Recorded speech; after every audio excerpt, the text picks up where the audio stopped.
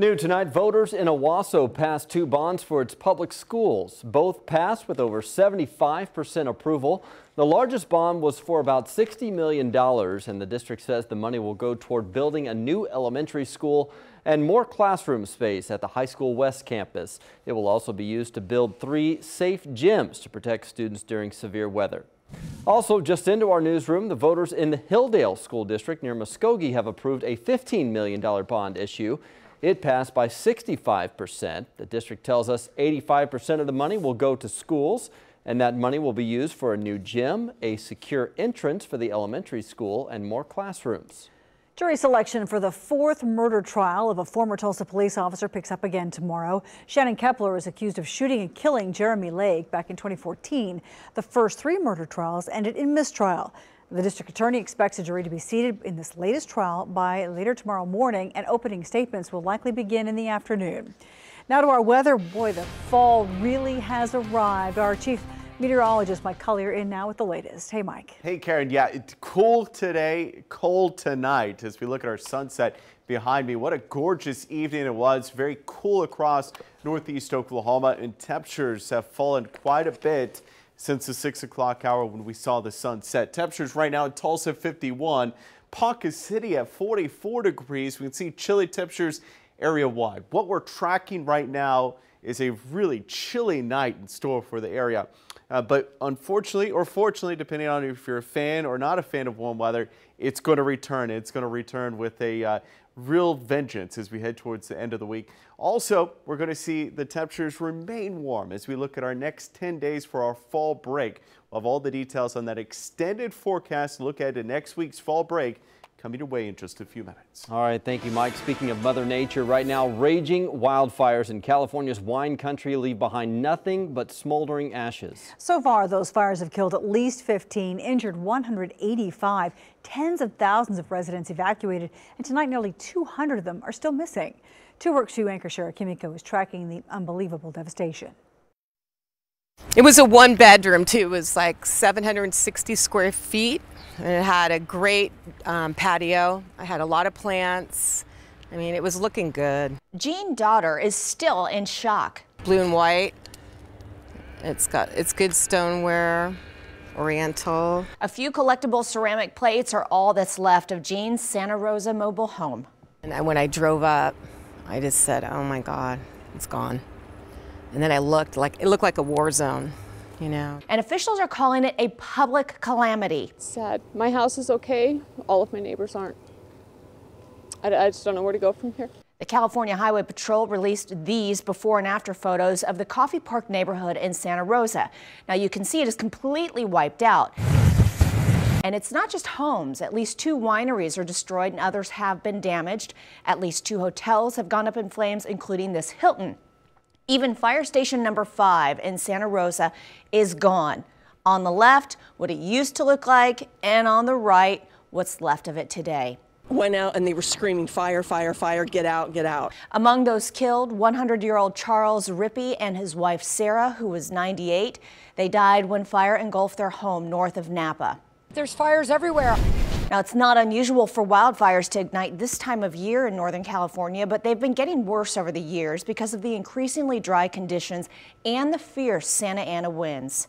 Tonight, many firefighters are on their 3rd straight shift with full containment nowhere in sight. Shara Kimiko, 2Works for you. Thanks, Shara. Now, officials say right now it's too early to tell if any of the wildfires were deliberately set, but the chance of lightning starting any of them is fairly minimal. New details tonight. 19-year-old Texas Tech student Hollis Daniels confessed today to shooting and killing a campus police officer. We brought you this story as breaking news last night. Police were doing a welfare check and found drugs and drug paraphernalia inside Daniels' room. He was arrested and taken to department headquarters, but not placed in handcuffs. While the officer was doing paperwork, police say Daniels shot the officer in the head, killing him. Daniels is being held on a $5 million bond. New details now about the Las Vegas gunman's plot and arsenal. CNN reporting the gunman fired incendiary bullets at a fuel tank at the nearby airport, trying to cause a massive explosion. We also learned before the horrific mass shooting began on the concert crowd, the gunman had already fired his weapons at a hotel security guard inside the hotel. What we have learned is Mr. Campos was encountered by the suspect prior to his shooting to the outside world. The sheriff means shooting into the crowd. According to the new timeline, the security guard walking toward the gunman's room surprised the killer as he drilled into the wall of his hotel room, possibly to install a camera or gun. He shot the guard at 9:59. A full 6 minutes later, security cameras captured the first shots from the 32nd floor into the crowd below. Tonight, the police officer who was seen on body cam dragging a nurse from a Utah hospital in July has been fired. The video shows Detective Jeff Payne fighting with a nurse after she refused to take blood from a car crash patient.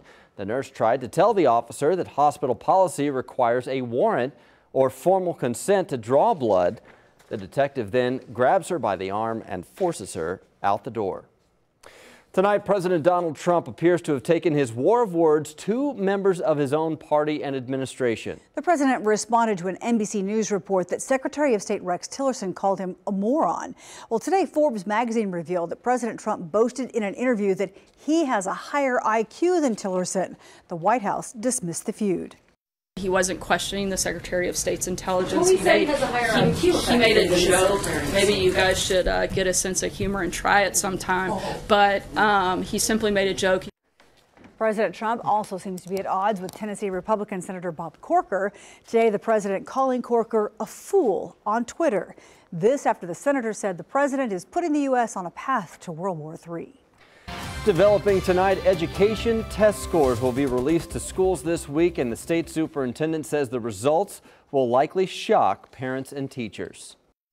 That there will be a significant drop because there has been a large gap in readiness when our children leave high school and go on to college or into a career path.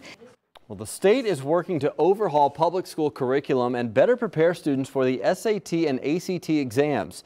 The strategy will also trickle down to all grades, K through 12. Currently, about 40% of Oklahoma students are taking remedial classes in college. New at 10, celebrating a little boy with a new chance at life. And do you trust this new technology? News on the cars that do the driving for you. I'm Carol Larson. I'm Brian Sanders. You're watching 2Works for you at 10. Welcome back. Only on 2, a Broken Arrow community celebrates a 4-year-old's homecoming in a big way. Firefighters, family, and dozens of friends line the streets to support CJ Oden. This little fighter is finally back from Houston after undergoing heart surgery. 2Works for you reporter Katie Wisely is in Broken Arrow tonight, explaining why this happy moment was almost delayed. Signs in hand. That's what everybody calls him, he's Superman. Cheering as a gray van pulls into the driveway. To see a 4-year-old going through this is just heartbreaking. CJ Oden back home after surviving open heart surgery. He's even got the shirt to prove it. Basically, they rerouted or redid his circulation, so all of his blood circulates in a different way. The 4-year-old's dream to one day become a firefighter. His heroes parked outside his house. I just thought it would be a great opportunity to come support the local community and especially CJ for his cause, to cheer him on and to get well for the future. The toddler in the driver's seat, ready to take on the world. Because he is such a tough little kid, you know, and to see the neighborhood come together like they did for him will be special to him, I hope. Oden's parents thankful his operation was on schedule after Hurricane Harvey ripped through Houston. Coming home, knowing, we have a house to come home to, cars that we can drive to get to work, just little things that people have to deal with every day from still being impacted by Harvey. Dozens thankful to see this face. I'm so glad you're home. And hug this beautiful boy. In Broken Arrow, Katie Wisely, 2Works for you. What a sweet kid. Right now, neighbors in Midtown are keeping a close eye on their pets after reports of coyotes attacking and killing dogs in those neighborhoods. One homeowner posted on Facebook about a dog being killed by a coyote at 38th and Harvard, or between Harvard and Lewis. Another says her dog had to be put down in 2014 after she thinks a coyote attacked it. So I think a lot of people don't believe there are coyotes roaming around in our backyards, but there are. The Beasley family snapped these photos of coyotes running around their backyard. Wildlife experts say putting a lid on your garbage and bringing pet food inside will help prevent coyotes from coming into your yard. Nearly 3 weeks after Hurricane Maria hit Puerto Rico, the island still faces a long road to recovery. We do have some new images of the U.S. Navy and Coast Guard delivering supplies to the island. These Coast Guard members were able to drive to an orphanage in one part of Puerto Rico to deliver supplies. They're also bringing in water by helicopter to areas cut off by washed out roads and mudslides. But those road conditions are really making it hard for everyone to get the help that they need, especially in rural areas. The death toll in Puerto Rico rose to 43 today. There are concerns about infections, and hospitals are stretched very thin. Tonight, just 16% of the island has power back now. Well, the weather certainly changed today around here. A chilly day today, but change is coming. That's right. Fall is here, but boy, we're all sniffling and sneezing still. We're ready for the change. We certainly are, Karen. Temperatures cool today in the 50s, but the allergy report, unfortunately not good. Grass and weeds in the moderate category, mold in the high category. A lot of sneezing and sniffling. Temperatures very cool right now in the lower 50s across the metro region. We have northwest winds about 8 miles per hour. Today's high 67, that occurred right after midnight last night. Then tomorrow, today's current temperature right now, 51 degrees is our current morning low. All right, tonight temps are going to be chilly. Look at this, 4 a.m., 45 degrees. Brian, Karen, you got your jackets ready? Bet. Yeah, you're going to need it tomorrow morning. Now, runners probably going to enjoy it because it's going to feel really chilly. There's going to be a light wind.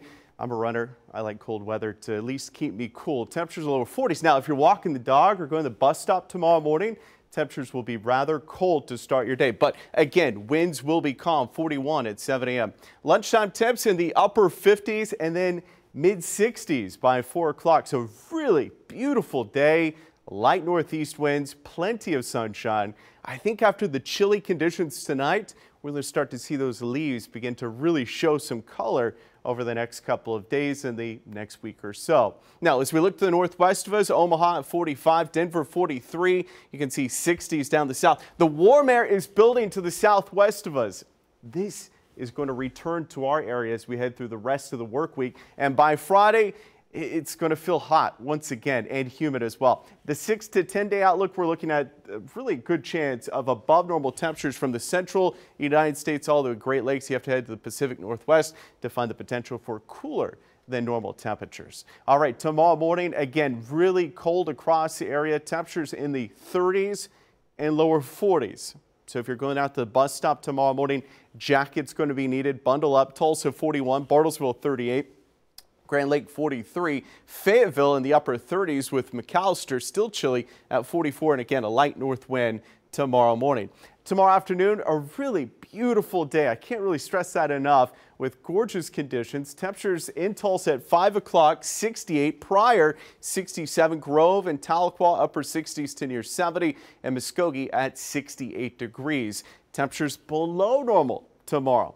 Now, as we wrap up the work week, those temperatures are going to really begin to rebound as the south winds pick up, and it's going to bring warmer air back into the central United States, and that's going to heat things up. So as we walk you through the next 10 days, upper 60s for tomorrow, low still in the upper 40s on Thursday morning. South winds pick up, and that's going to warm us up to 80 degrees on Thursday under partly to mostly cloudy skies. Now Friday, that's going to be the hot day with temperatures back in the mid 80s, heat index values near 90 for Friday. We do introduce a slight chance for showers coming in late Saturday night into Sunday. It will help us drop down to 71 on Sunday. Now fall break is next week.